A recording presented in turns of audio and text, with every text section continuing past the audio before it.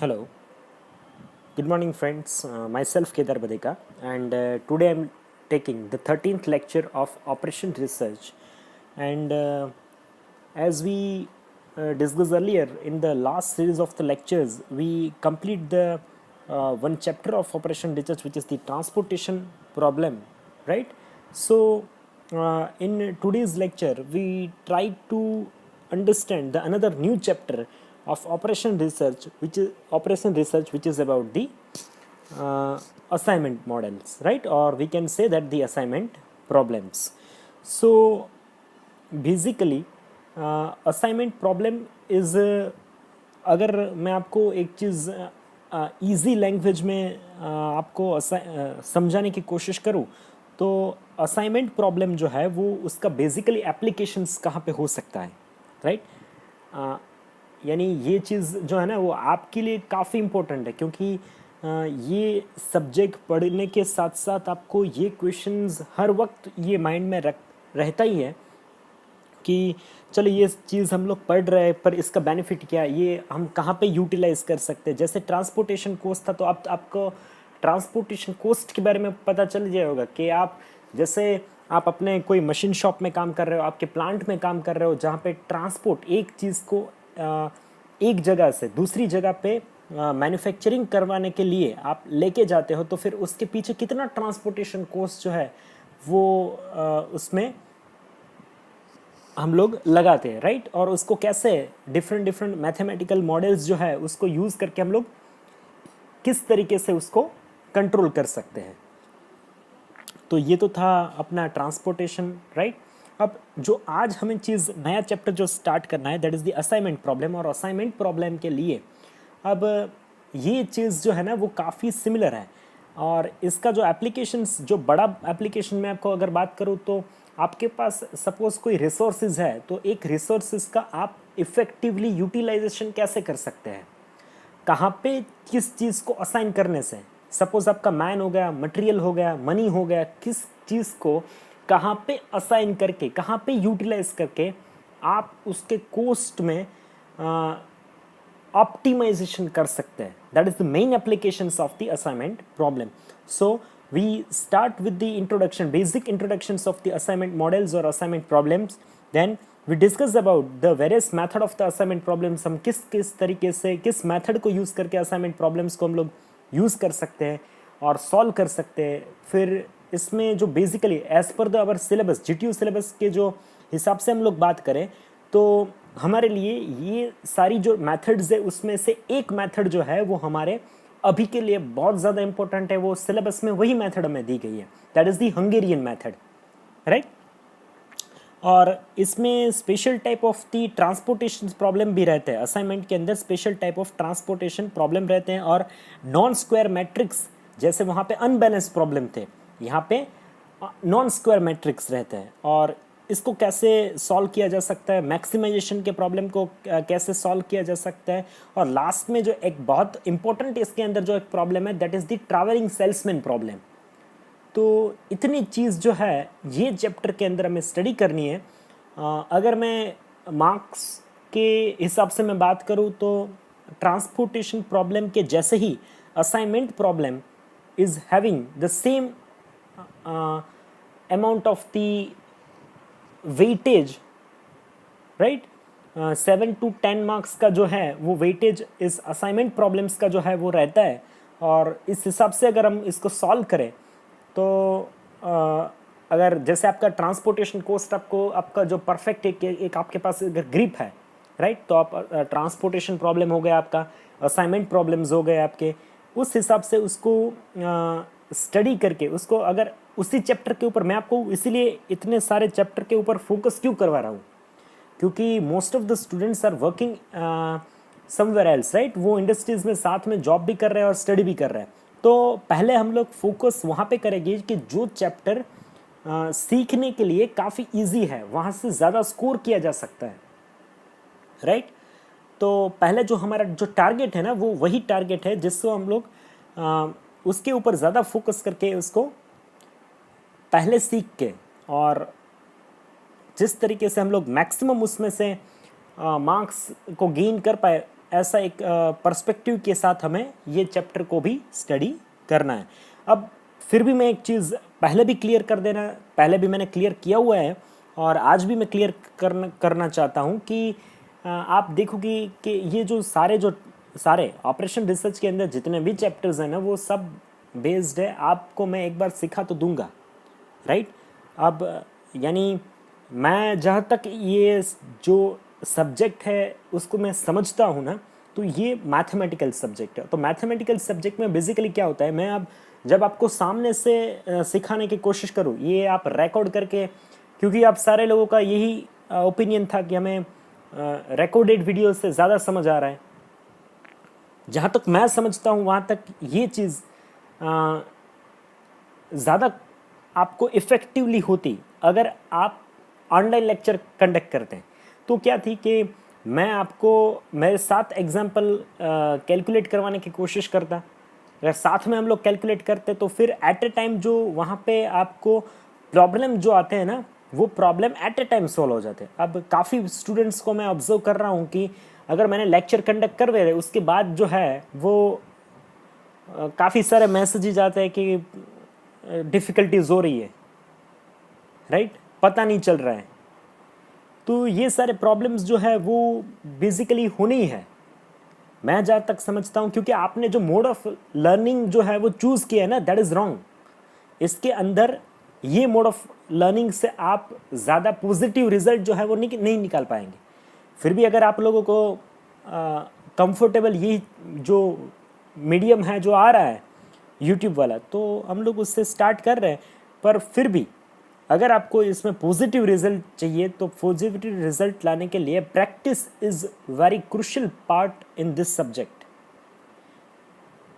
अभी तक मैंने जो जितने असाइनमेंट दिए हैं, राइट, उस असाइनमेंट में से सपोज आप लोग 43 स्टूडेंट्स हैं, 43 में से कितने बच्चे लेक्चर देख रहे हैं? तो एवरेज 18 to 20 यानी 18 से 20 बच्चे लेक्चर देख रहे हैं। उसके बाद होमवर्क कितना कर रहे हैं? सिर्फ 4 और 5। अभी तक मैंने 5 बच्चों का असाइनमेंट है जो मुझे मिला है, चेक तो नहीं किया मैंने, कितना सही होगा कितना गलत होगा पता ही नहीं है, राइट। पर अब प्रैक्टिस करोगे तो इसमें रिजल्ट मिलने के चांसेस है, वरना पॉसिबिलिटीज़ बहुत कम है। हो सके तो I think you should try to teach this subject with the online mode. अगर ऑनलाइन लेक्चर कंडक्ट हो गए, हम लोग एक साथ एक एग्जाम्पल एक मेथड को स्टडी करने की कोशिश करेंगे तो ज़्यादा बेनिफिट होगा। अदरवाइज आई डोंट माइंड, मुझे ये जो मेथड है इसमें कोई प्रॉब्लम नहीं है, आपके लिए थोड़ा डिफ़िकल्ट हो जाएगा, तो हम लोग ये इसको स्टार्ट करने की कोशिश कर रहे हैं। So we start with the introductions. ये अगर इंट्रोडक्शंस की बात करें तो इन द प्रीवियस चैप्टर जो था, we have gone through the transportations problem, which was the special type of the linear programming। ये जो ट्रांसपोर्टेशन था एक स्पेशल टाइप का लिनियर प्रोग्रामिंग मैथमेटिकल मॉडल्स था, right.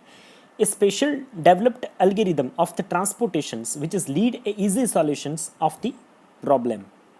The assignment model is another type of the special applications of linear programming. ये जो assignment problem है ना, वो भी एक तरीके का जो है वो लिनियर प्रोग्रामिंग ही है, right, similar to the transportation problem. Special algorithm is also developed for this. Also we will discuss a various method to solve the assignment problems for the different types of the conditions which is assigning the task।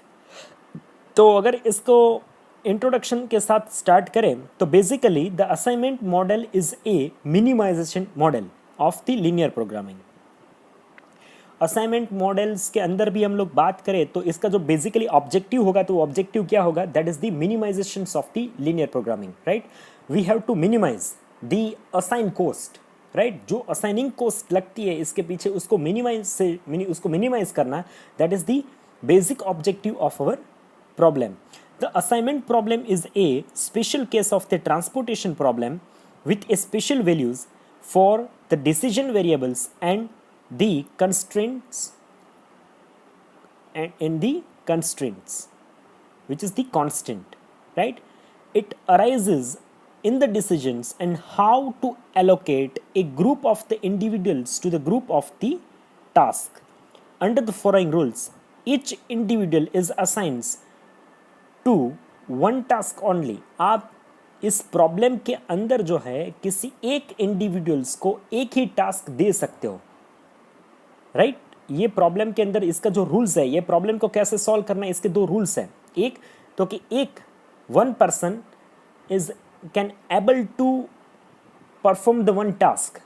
एक आदमी जो है वो एक ही task जो perform कर सकता है. Each individual is assign to only one task. एक आदमी को आप एक ही टास्क जो है वो असाइन कर सकते हो, right? Each task is perform by one individual only. जो एक टास्क होता है वो एक ही जो है वो आदमी उसको परफॉर्म कर सकता है, दूसरा जो कोई उसमें हेल्प कर सकता नहीं है. The number of task is given, the number of task is equal to the number of individuals. जितने टास्क होंगे उतने सामने इंडिविजुअल्स होंगे, उतने सामने पर्सन्स होंगे. The problem is to determine the assignments और the transshipments of individuals to task to minimize the total cost और minimize the time. यानी ये जो एग्जाम्पल है वो बेसिकली किस ऑब्जेक्टिव के साथ आपको दिया गया है, यानी दो चीज़ आपको मिनिमाइज करनी है. या either you have to minimize the cost, either you have to minimize the time.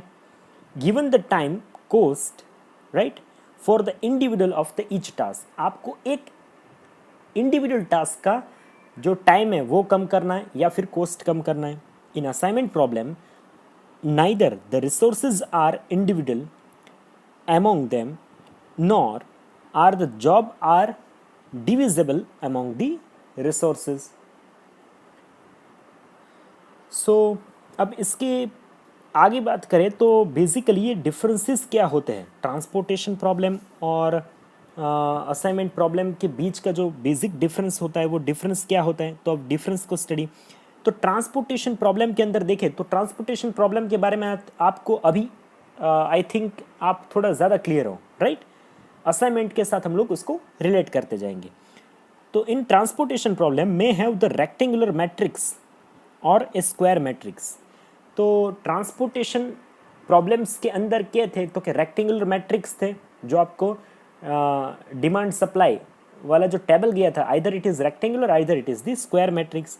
अब असाइनमेंट प्रॉब्लम के अंदर क्या होता है, the matrix of the problem is must be square matrix. इसके अंदर रेक्टेंगुलर मैट्रिक्स जो है वो सॉल्व नहीं किया जा सकता. इसके अंदर आपको कंपल्सरीली स्क्वायर मैट्रिक्स ही चाहिए सॉल्व करने के लिए. तो फर्स्ट इसके बीच का डिफरेंस हो गया. Then the second difference which is that the problem which is deal with one commodity which is being solved from the various origin to various destinations. इसके अंदर जो है जो एक commodity होती है वो या तो फिर एक सोर्स या तो फिर एक डेस्टिनेशंस के साथ उसको सॉल्व करने की कोशिश किया जाती है, राइट?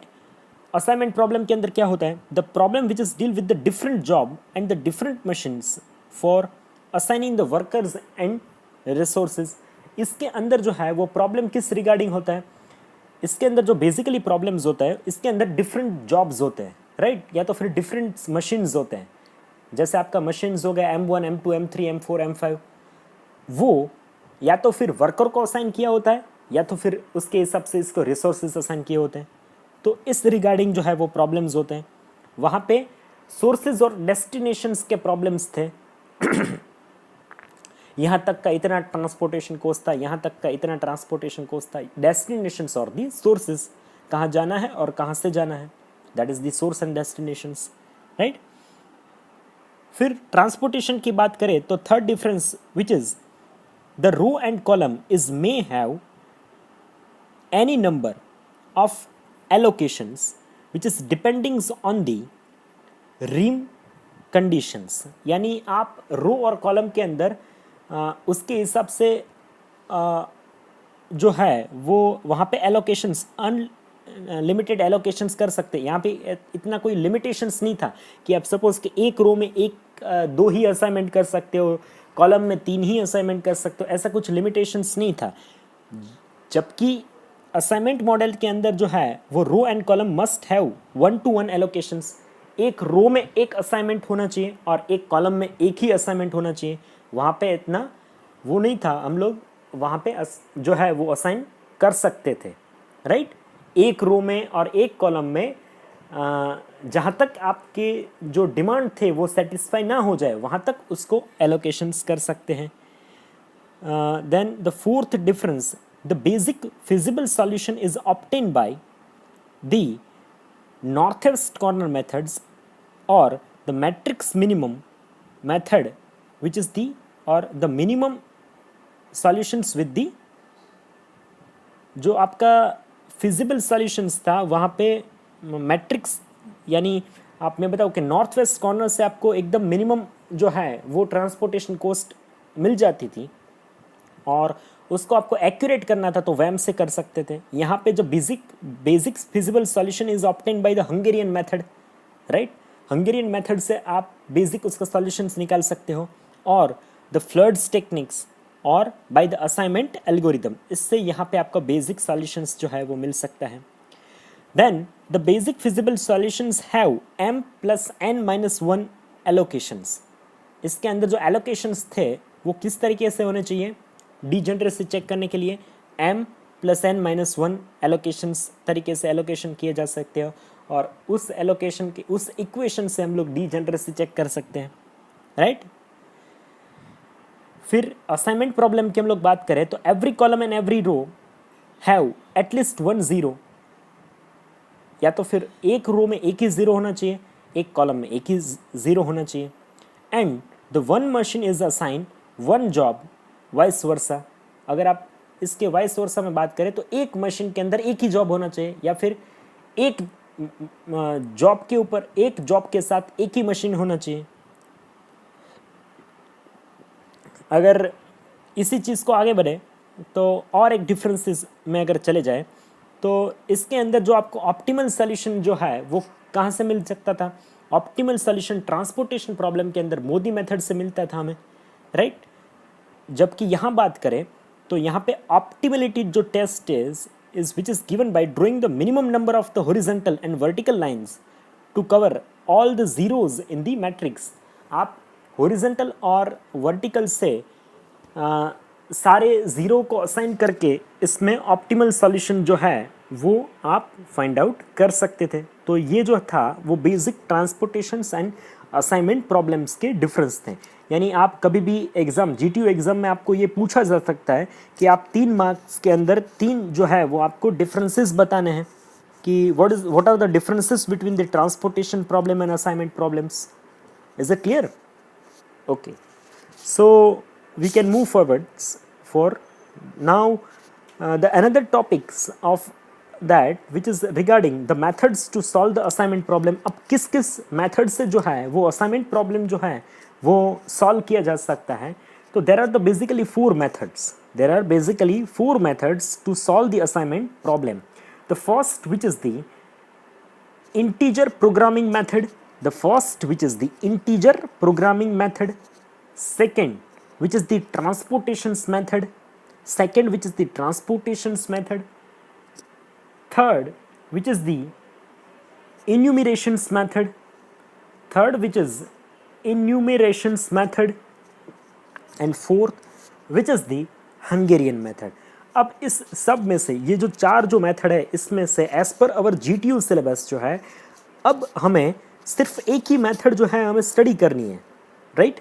एक मेथड जो है वो आपके सिलेबस के अंदर असाइनमेंट प्रॉब्लम को सॉल्व करने के लिए आपके जो सिलेबस के अंदर है अभी तक इस सेमेस्टर में आपको एक ही, अगर आप फ्यूचर में कदर सपोज आप इसके अंदर ऑपरेशन रिसर्च के अंदर सपोज आप एमबीए करना चाहते हो, राइट, तब आप डिटेल में सारे जो है वो मेथड से आपको सॉल्व करने आ सकते हैं। पर अभी के लिए जो एज पर the GTU and as a 5th semester student आपके लिए अभी तक जो है वो हंगेरियन मेथड है वो काफ़ी इनफ है इसको सॉल्व करने के लिए। So we start the discussions about the Hungarian methods. अभी जो हंगेरियन मेथड्स थे वो इसका जो फाउंडर था ना वो बेसिकली जो वो साइंटिस्ट था वो बेसिकली हंगरी से था, जो हंगरी नाम का जो कंट्री है ना वहाँ से था, इसलिए वो उस कंट्री के नाम से इस मेथड का जो है वो नाम जो है यहाँ पे दिया गया है, that is the Hungarian method. So in a Hungarian method, what is that? The efficient method for carrying out the assignment is the Hungarian method.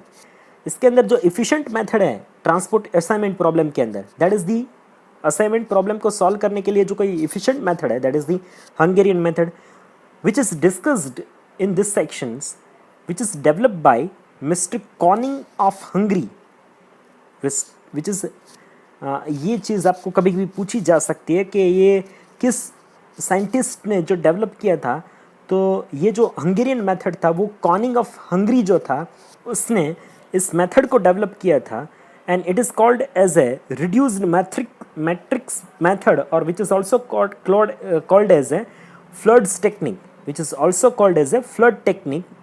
In flood technique, we try to solve the problem with reducing the matrix method, which is reduced matrix method. It is quite efficient and time saving technique. ये जो है वो काफ़ी efficient and time saving techniques है. So इसको अगर हम लोग बात करें तो इसके steps की अगर बात करें, first we have to prepare a matrix.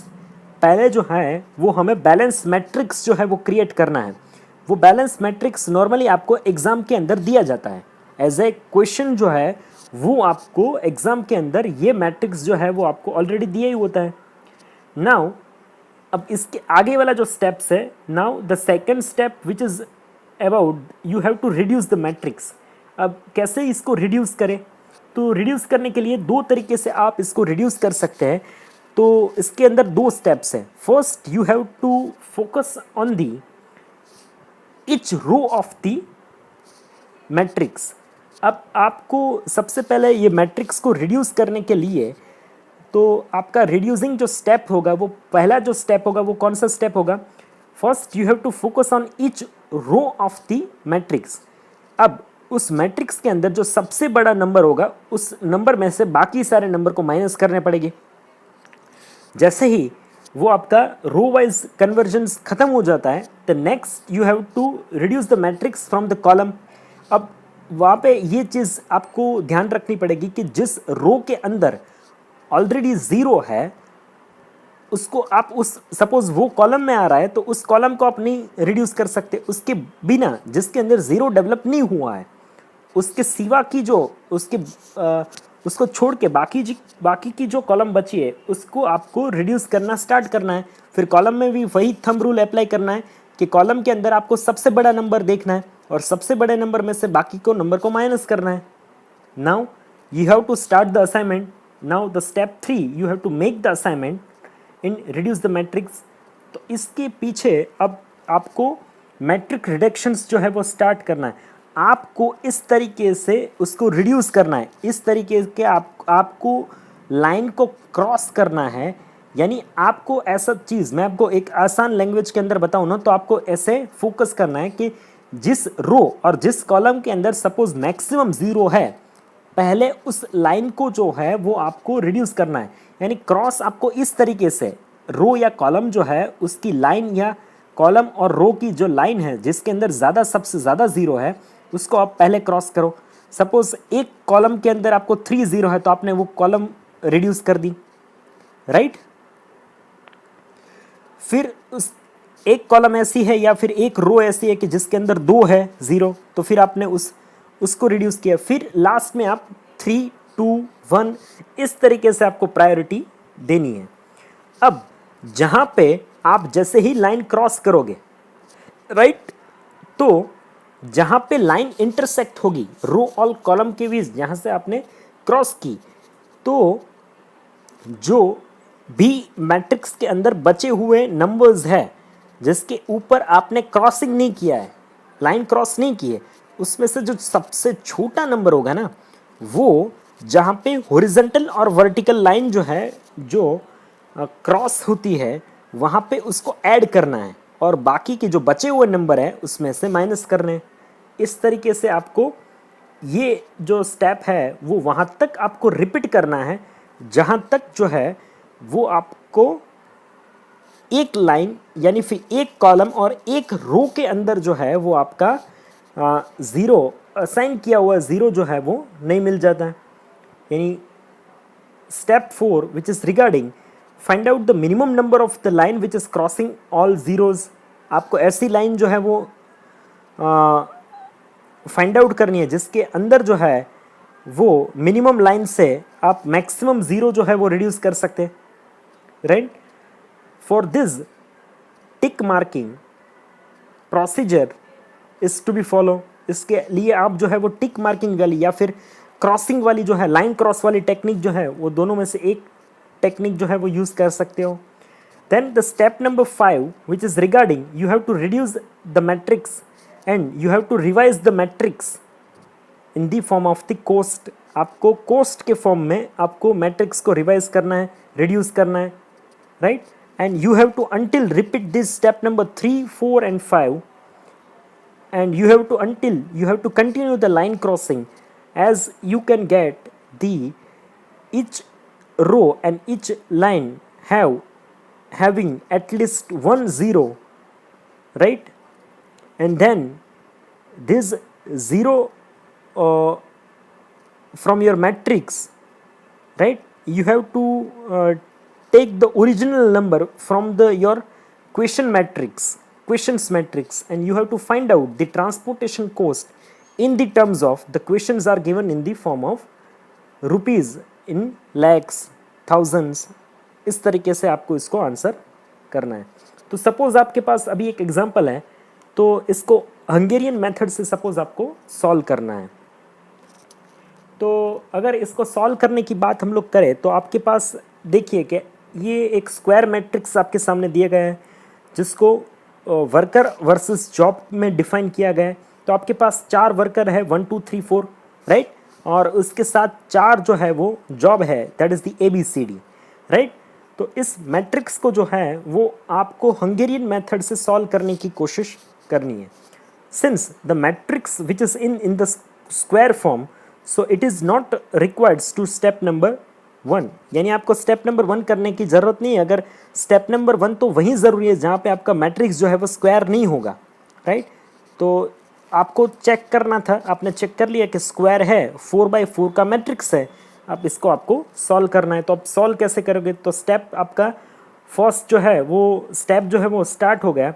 First you have to find out, तो पहला मेरा स्टेप था। तो आप देखिए जो मेरे पास पहली जो रो है उसके अंदर सबसे छोटा नंबर है वो कौन सा नंबर है? That is 40, right. उसको बाकी के सारे नंबर में से माइनस करने, यानी 45 में से 40 चले जाएंगे, 40 में से 40 यानी 0, 51 माइनस 40 यानी आपके 11 हो गए, एंड देन आपके हो गए 67 माइनस 40 यानी 27, तो आपको ये मिल जाएगा 27। इस तरीके से आपको second row, third row and fourth row, right. अब आप देखोगे कि अब आपको ये रो वाइज आपने कन्वर्ट कर दिया। तो मैं चीज़ बताऊँ एक इजी लैंग्वेज के अंदर जो आपको मैं चीज़ बताऊँ कि आपको जिस रो के अंदर आपको सारी रो चेक करनी है, रो में सबसे जो छोटा फिगर होगा उसको बाकी के सारे में से माइनस करना है, यानी स्टेप 1 खत्म। अब now you have to check the second steps of our problem. अब आप चेक करो कि कॉलम वाइज कन्वर्ट इसको करना है, रिड्यूस करना है। तो आप देखो कि फर्स्ट कॉलम में एक 0 है, ये कन्वर्ट नहीं हो सकती। कॉलम नंबर 2 में देखो बी के अंदर 2 0 है, कन्वर्ट नहीं हो सकता। कॉलम नंबर 3 में देखो 1 0 है, कन्वर्ट नहीं हो सकता। कॉलम नंबर 4 जिसके अंदर कोई भी 0 नहीं है, जिसके अंदर कोई भी 0 नहीं है, तो उसको आपको कन्वर्ट करना पड़ेगा। अब आप कॉलम के अंदर देखो को सबसे छोटी जो फिगर है वो कौन सी है, छोटा जो नंबर है वो विच इज़ दी 13 नंबर है, वो सबसे छोटा नंबर है, राइट। सो उसको बाकी के सारे नंबर में से आपको माइनस करने पड़ेंगे। तो मैंने 13 नंबर को बाकी के सारे नंबर में से माइनस किए, तो अब मुझे जो आंसर मिला वो मैंने यहाँ पे लिख दिया है। अब आप देखोगे तो सारे कॉलम में आप देखोगे तो एक 0 है, और सारे रो के अंदर आप देखोगे तो एक 0 है। अब आपको असाइनिंग प्रोसेस जो है वो क्रॉस करने वाली प्रोसेस जो है स्टार्ट करनी है। तो आप क्रॉस कैसे कर सकते हो? आपको इस चीज़ के ऊपर ज़्यादा फोकस करना है कि जिस कॉलम के अंदर सबसे ज़्यादा 0 है और जिस रो के अंदर सबसे ज़्यादा ज़ीरो है उसको आपको पहले क्रॉस करना है। तो आप देखिए कि पहले कॉलम के अंदर एक ज़ीरो, दूसरे कॉलम के अंदर दो ज़ीरो, तीसरे कॉलम के अंदर एक, चौथे कॉलम के अंदर एक। फिर रो की बात करें तो रो 1 के अंदर एक, रो 2 के अंदर एक, यानी आप देखोगे तो एक जो कॉलम नंबर 2 है उसमें दो ज़ीरो है और रो नंबर 2 है उसमें दो ज़ीरो है। आप दोनों में से एक को चूज़ कर सकते हो, राइट। और उसको पहले आप काटने की कोशिश कर सकते हो। तो मैंने उसको काटने की कोशिश की है। तो पहले जो है वो मैंने इसको, इसके ऊपर लाइन जो है वो क्रॉस कर दिया, राइट। जो रो थी मैंने कॉलम नंबर 2 को मैंने क्रॉस कर दिया। कॉलम नंबर 2 को उसके ऊपर मैंने लाइन जो है वो क्रॉस कर दी, राइट। उसके दो अभी रिड्यूस हो जाएंगे। फिर अब कोई पॉसिबिलिटीज़ है नहीं, तो अब क्या कर सकते हो तो कि जो भी सारी रो है वो उसके ऊपर आप लाइन जो है वो क्रॉस कर दीजिए। तो अब उसके बाद आपको ज़ीरो असाइन करना है।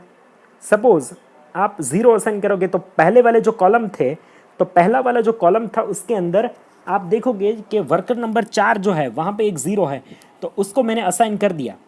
यानी एक कॉलम में अब ज़्यादा ज़ीरो नहीं हो सकते, राइट।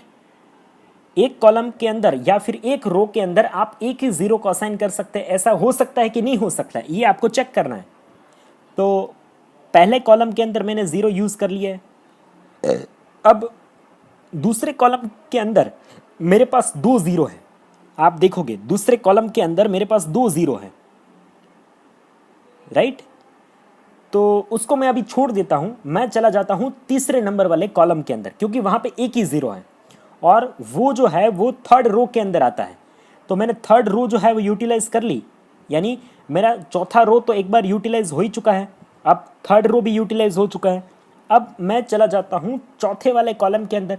तो चौथे वाले कॉलम के अंदर आप जाओगे तो उसके अंदर जो है वो ज़ीरो था, वो किस कॉलम के अंदर है, किस कॉलम के अंदर है, सॉरी किस रो के अंदर है, सॉरी किस रो के अंदर है, दूसरे रो के अंदर है, राइट। अब देखोगे दूसरे रो के अंदर मेरा ज़ीरो है, तो मैंने कर दिया। अब मेरा बचेगा एक ज़ीरो जो पहले रो के अंदर है और दूसरे कॉलम के अंदर है, तो उसको मैंने असाइन कर दिया। आप देखोगे कि अभी ऐसे सारे इस तरीके से ज़ीरो जो है वो असाइन हो चुके हैं। यानी आप देखोगे कि रो वाइज देखोगे तो एक रो के अंदर मैंने दो ज़ीरो जो है वो असाइन नहीं किए, सारे रो के अंदर एक ही ज़ीरो है और सारे कॉलम के अंदर एक ही ज़ीरो है। अगर उस तरीके से असाइन हो जाते हैं तो ये फिर आपका यहाँ पे सॉल्यूशन जो है वो हो गया, राइट। अब आपको आगे क्या करना है, तो आपको आगे जो है वो असाइनमेंट कोस्ट फाइंड आउट करना है। अब असाइनमेंट कोस्ट कैसे फाइंड आउट हो सकता है, जहाँ पे आपने स्क्वायर किया है, जो ज़ीरो वाली जगह पे स्क्वायर किया है, राइट, उस जगह में ओरिजिनली कौन सा नंबर था, ओरिजिनली क्या जो नंबर था वो दिया गया है। तो आपको क्वेश्चंस वाले फिगर में जाना पड़ेगा। तो क्वेश्चंस वाला जो फिगर जो है ना, आपका क्वेश्चन वाला जो फिगर है, आप उसमें जाओगे ना क्वेश्चन वाले नंबर के अंदर, तो आप देखोगे तो एक के अंदर 41, आप फर्स्ट कॉलम के अंदर 41, सेकंड के अंदर 40, फिर थर्ड के अंदर 48, फोर लास्ट कॉलम के अंदर 53। यानी इस चारों को मिला के प्लस करके, इस चारों को प्लस करके, यानी मैंने चार को प्लस किया, देखो आप 41 प्लस 40 प्लस